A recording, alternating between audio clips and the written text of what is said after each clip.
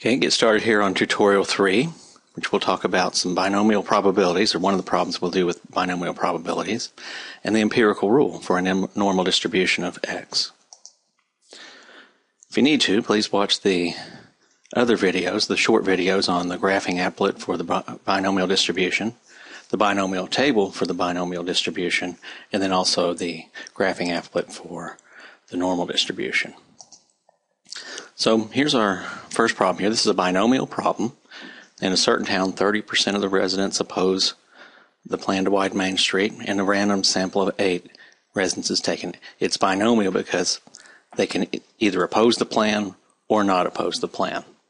What we're told here is that in the larger population, it's believed that 30%, or it's claimed that 30% oppose the plan.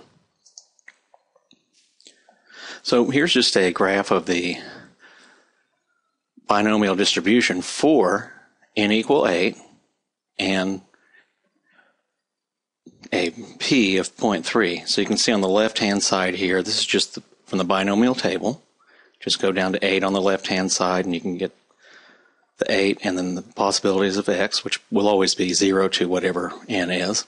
And then go a little further into the center of the table under p equal 0.3, and you can get these probabilities. You can also, using the online grapher, draw a graph of the distribution. You can see here it's slightly skewed to the right. Sort of mound shape, but still a little bit of a skew there. Okay, so now we want to find the probability that fewer than 2 of those 8 sampled residents oppose the plan. So just looking at the table over here on the right, fewer than 2 would be 1 or 0. 2 is not fewer or less than 2, so it's just the 0576 and the 1977. Just add those up and you'll get 0.2553. So what that means is that when we have a p of 0.3, 30% opposing the plan, that about 25% of the time we'll get 1 or 2 people in our sample of 8 that oppose the plan. And let's take a little deeper look at that. What would that lead us to conclude? Well, on the one hand, we can just look at that 25% and say, well, if it's 30%, we would get this result 25% of the time. That's not all that surprising. And so we would say it's plausible that 30% of the residents oppose the plan to widen Main Street. You can see in the binomial grapher that you can put, as I did, fewer than 2, and it'll show the outcome that you're looking at in red and the rest of the distribution in blue, and you can see that occurs quite frequently in this distribution. So at least 1. Find the probability that at least 1 of those 8 sampled residents oppose the plan. And you can either start at least 1 and go add all of those up, but since the sum's 1, you can just do 1 minus 0.0576, and that'll give you your answer of 0.94.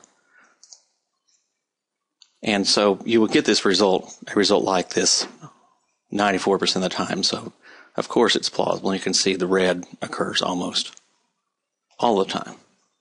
Not quite all, because you have some in the blue there. Now that more than 6 oppose. So more than 6 won't include 6. It'll just include the 7 and 8. Add those up, and you have 0.0013. So if more than 6 oppose, what would you conclude? Well, if you have a p of 0.3, you would only get an x greater than 6 about 0.0013 of the time. That's less than 0.2%, about 0.13 of a percent. So it wouldn't happen very frequently. And so we would conclude that that 30% claim or idea that we had to begin with probably isn't plausible. You can see how much red I can see on that. Maybe you can see a little bit of red there at the 7. It's a very small chance that we would get up here if this were the real distribution in the population. Not that it couldn't ever happen, but it's not very plausible. Not very likely. Now moving on to, this is problem 2 on the tutorial. This is using the empirical rule to solve problems. And this one, we have a population mean of 72 and a population standard deviation of 8. You can see I've drawn the bell curve and I've put 72 and 8 there. If you use the online grapher, a nice kind of thing is that when it labels the x-axis, it does it in terms of deviation. So 72 to 80 is 1, 72 to 88 is 2, 64 to 72 is -1 standard deviation, and so on. So it adjusts your axis to whatever your standard deviation is. So what's the probability of getting a score less than 64? Well, 64 is 1 standard deviation below the mean. And we know that if we go in one direction, we know if we went in both directions, 1 standard deviation away from the mean, we would have 0.68. Half of that's 0.34. We're just going in one direction. So that, again, is this area.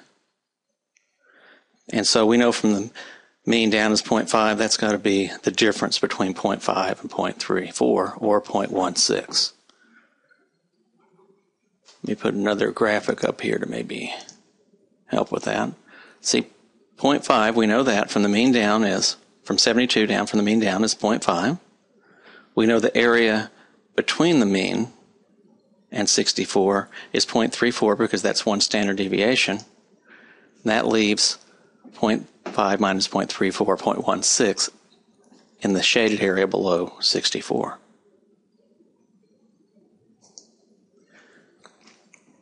So now we want to know over 88.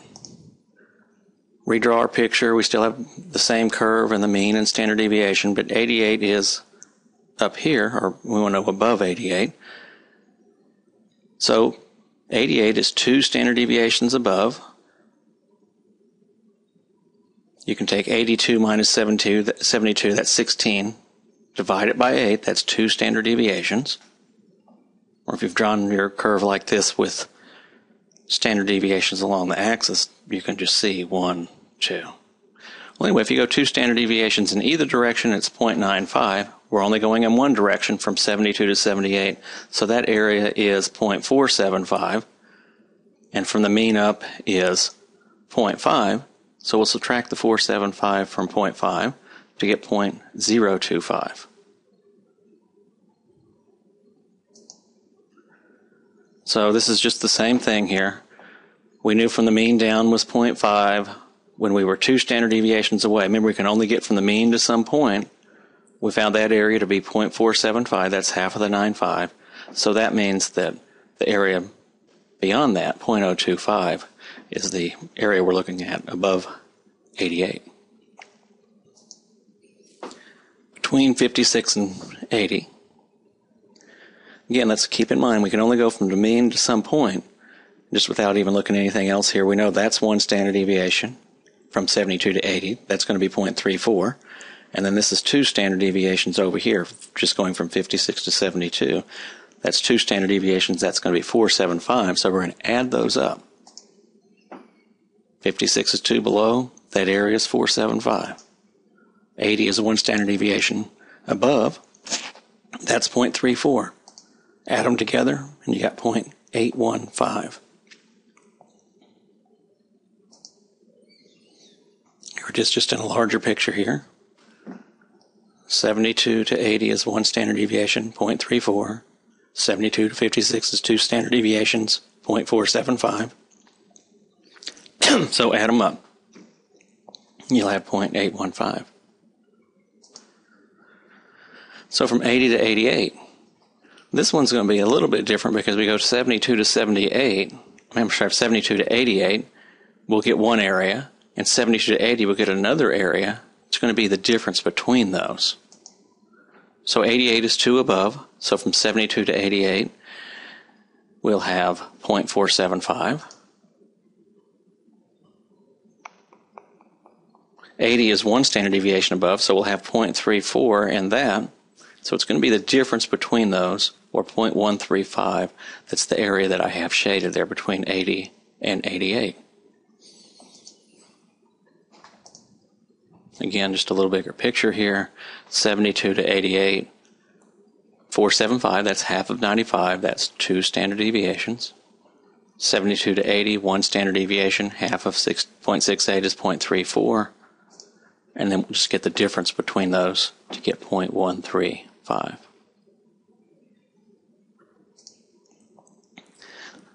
This one's a little bit different. We're going to find percentiles. And in this first one, we want to find the 97.5th percentile. So starting here at the top, we're looking for a value. Since it's 97 point, we know that the mean is the 50th percentile. So it's got to be on this side somewhere. So we're looking for an x such that 97.5% of the values are below that value. Well, we already know 72 is the 50th percentile.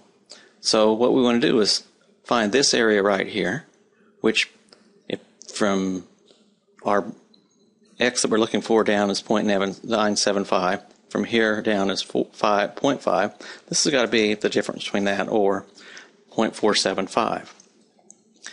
Now we already know that 0.475 is half of 0.95. So that distance right there is 2 standard deviations above the mean. So we'll just take the mean, 72, plus 2 standard deviations to get 88. The 16th percentile. Now we're looking for a value on this side because it's less than 0.5. Again, the mean is the 50th percentile.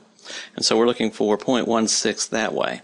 But remember, we can only go from the area, from the probabilities are from the mean to some point. So we've got to get how much area is in here between 64 and 72, and that's 0.5 minus 0.16. So we know this area is 0.34. And 0.34 is 1 standard deviation below the mean. You can see we're below the mean. And so we'll go 72, the mean, minus 1 standard deviation to get 64.